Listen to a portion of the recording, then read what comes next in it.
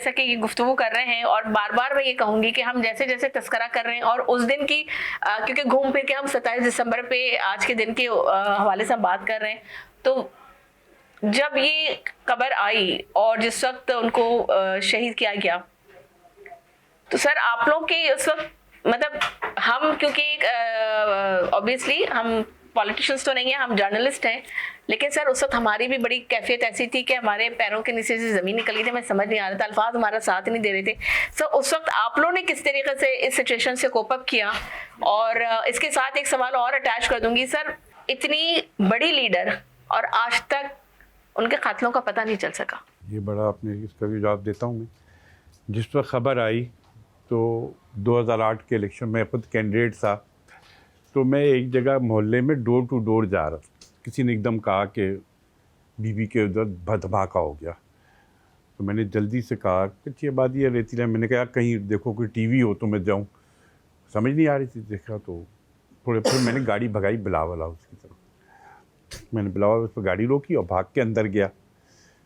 जो हमारा media cell का कमरा था, मुझे वो अच्छी तरह याद है, मैं घुसा, सामने हमारे एक वर्कर अकबर मिर्ज़ा खड़े थे, उनका मुंह खुला हुआ था, उनको साकिब। अच्छा, मैं जब घुसा तो स्क्रीनें मेरे पीछे थी, जब पलटा तो हर स्क्रीन पे यही था। खैर मेरे पाँव ने काम नहीं किया, मैं ज़मीन पर बैठ गया ना उसी, वह ऐसा लगा कि दुनिया ख़त्म हो गई, वाकई ये लगा। और मुझे इसलिए नहीं याद है कि मेरी घर में एक लड़की काम करती, 15-16 साल की होगी, जब बीबी की शहादत की खबर आई तो भाग के मेरी अम्मी के पास आके गले से लिपट गई कि अब हमारा क्या होगा। ये एक आम सोच है, कोई पीपल्स पार्टी की वर्कर नहीं थी, ये आम सोच थी कि उस घर में काम करने वाली लड़की ने कहा हमारा क्या होगा, बेनज़ीर मर गई।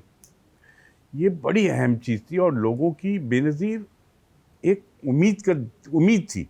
इस मुल्क के लोगों को कि जब बेनज़ीर आ रही है वापस, फिर हमारे लिए हालात अच्छे होंगे। और बेनज़ीर बड़ी तिलेर लीडर, मुझे याद है हाई कोर्ट में केस चल रहा था इन पे जॉब्स का, तो जज ने कहा आपने, तो इनको जब डिफेंस स्टेटमेंट देने के लिए खड़ी हुई तो उन्होंने कहा yes people had elected me as a prime minister of Pakistan, और मैंने लोगों को नौकरी दी है